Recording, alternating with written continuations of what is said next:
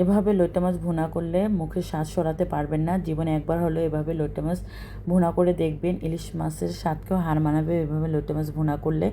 তো আমি প্রথমে লইট্টা মাছগুলোকে কেটে নিয়েছি। এখানে 6টার মতো লইট্টা মাছ ছিল, বড় বড় সাইজের লইট্টা মাছ। তো এগুলোকে এখন পানি দিয়ে ভালোভাবে ধুয়ে নিয়েছি। এখন এর মধ্যে হলুদের গুঁড়ো, মরিচের গুঁড়ো, লবণ, ধনিয়ার গুঁড়ো, কাঁচা জিরার গুঁড়ো সব কিছু দিয়ে আমি মাখিয়ে নিচ্ছি। আর একটু আদা বাটা, রসুন বাটাও দিয়ে দিয়েছি।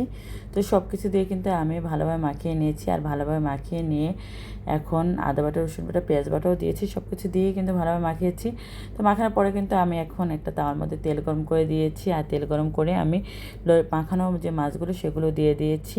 তো এখন আমি চুলা আঁচটা মাঝারি করে দিয়েছিলাম। আর লইট্টা মাছগুলো যেহেতু একেবারেই নরম মাছ, তাই উল্টানোর প্রয়োজন হয়নি, এমনি মাছগুলো গলে গিয়েছে। তো আমি পুরো মাছগুলোকে ভালোভাবে ঘেটে দিয়েছি।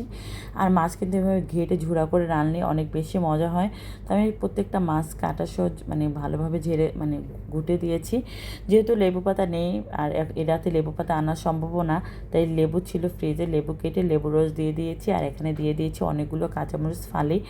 যেহেতু লেবু পাতা নেই, তাই লেবু পাতার বদলে কিন্তু লেবু চিপে লেবুর রসটা দিয়েছি। লেবু পাতা থাকলে লেবু রসটা দিতাম না। তো ভালোভাবে কষিয়ে কিন্তু এখন ঝোলটা দিয়ে দিলাম।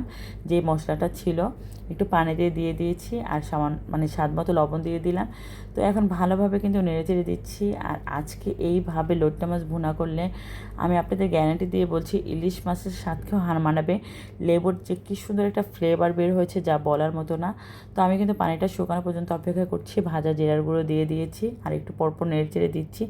খুব সুন্দর একটা গ্রেভি ভাব এসেছে। তো মাছটা কিন্তু এত সুন্দর ঘ্রাণ বের হয়েছে। আপনারা চাইলে কিন্তু আমার মতো করে এভাবে একবার হলেও জীবনে লইট্টা মাছ ভুনা করে দেখবেন। যারা লইট্টা মাছের নাম শুনে নাক কুঁচকে ওঠে বা বুড়ো কুঁচকে ওঠে, তাদের বলবো যে এভাবে লইট্টা মাছ ভুনা করে ভাত খেয়ে দেখবেন। ভাই রে ভাই, এত মজা! সাথে যদি এক টুকরো লেবুর রস একটু পরপর এক লোকমার সাথে মিশিয়ে খাওয়া যায়, তাহলে তো অমৃত মনে হবে। তো আপনারাও কিন্তু আমার মতো করে এভাবে লইট্টা শুটকি ভুনা করে মাঝরাতে ভাত খেতে পারেন অনেক তৃপ্তি সহকারে।